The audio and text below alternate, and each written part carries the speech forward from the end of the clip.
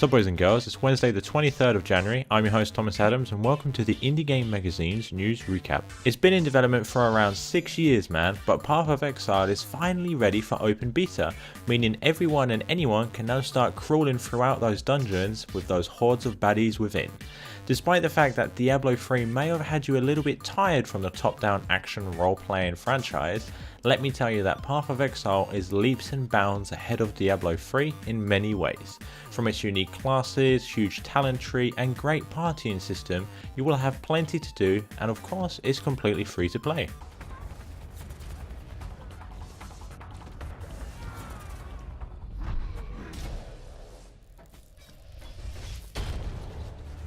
The guys behind the first person puzzle platformer titled Pole Shift, now that is one hell of a sentence, are offering you guys a last chance to grab this sexy looking game at 50% off. Now within the game, you as a player will be able to manipulate gravity, rotate the entire map and of course run super fast.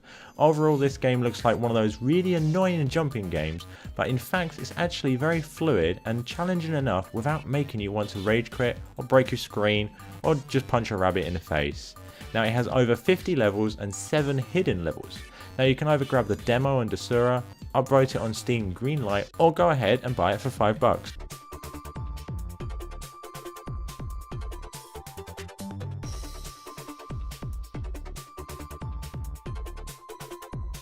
In celebration of the recent release of the point-and-click adventure game, The Journey Down, we are now giving away 2 free copies. In order to enter this contest, all you have to do is click on the link below to access the article. Ask too many questions and you disappear. Miner Wars 2081 has a brand new patch that removes that pesky always online DRM part of the single player.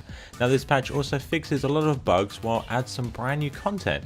Now the content is cheats, and yes I just say add some cheats. Now the cheats of course include infinite ammo, god mode, level skip, that kind of thing. But the next feature is actually pretty interesting. Now it's called 2.5D Experiment and it makes the game into a top-down shooter deathmatch style. And it's pretty cranky dude. Also note that Miner Wars 2081 has sold over 50,000 copies, which personally I think is a great start for a small little indie game. Moons and even large asteroids and comets were fragmented into thousands of pieces, creating new asteroid belts, marking their former planets' orbits. Remember that if you have a story or any news or would like your game featured, please feel free to email youtube@indiegamemag.com. I have been your host Thomas Adams and this has been the Indie Game Magazine's News Recap.